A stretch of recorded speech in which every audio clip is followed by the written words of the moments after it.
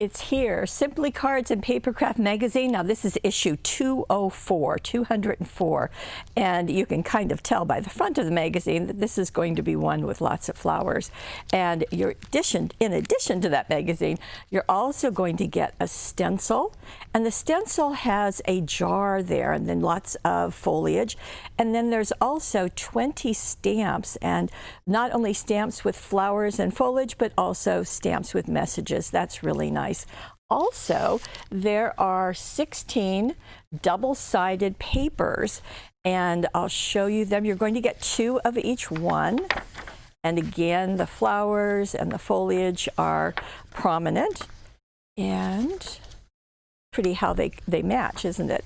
And one more set. And then it repeats. So you're going to get 16 of these. Everything is A4 size because that's the size of the magazine. Let me show you what caught my eye as I started flipping through the magazine.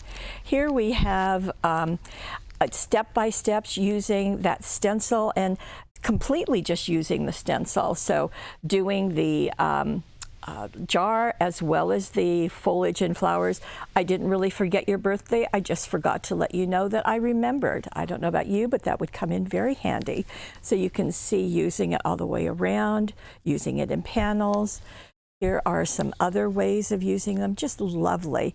Now, my favorite technique, if you're anytime you're using a jar, is to use the crystal lacquer on top because it's going to get that shiny look, and it just does a really nice job. So you can see lots of ways to use the stencil. Haven't even gotten into the stamps yet. Now, I wanted to show you this because this is Card Making Magic, which is Christina Griffin's, and we do carry everything that Christina does, and there are just ways to use, and this is her Provence collection, so just some really fun things. And this is a technique of ink blended and embossed resist. So I love the fact that they do these master classes. It just works really nicely. And although they're using the same colors in this one, I do think they've managed to come off with some different looks and wanted to share that with you. Okay. Now, I thought it was just fun to see this because we have so many floral die cuts that if you wanted to do a floral wreath, this is taking a styrofoam circle, wrapping it in ribbon, and then embellishing with the die cuts. And it's something we did years ago, and it's easy to forget about that. Here we go. This is using the stamps that are included, and they've just done a beautiful job. And I thought it was fun to see them in kind of a monochromatic color where they're not coloring them in, and that's really a nice thing to see. It's just lots of different ways to use them.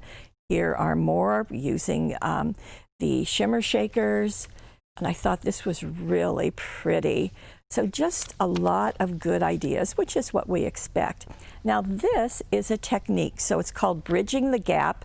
And you can see that there's a place here, a piece that goes across. These two sides fold in, but then you also have them in the middle, down at the very bottom as with a larger piece. Also, they have them with maybe some different pieces. So there's a string of hearts, there's step-by-step photos, as well as a pennant going across there or a banner. Works really nice. And this also there's a download in this magazine, and it will show you how to do these treat box tents. And I thought that was fun. A good use, I think, for scraps of papers because, you know, we never throw anything away. So this is Simply Cards and Papercraft issue 204.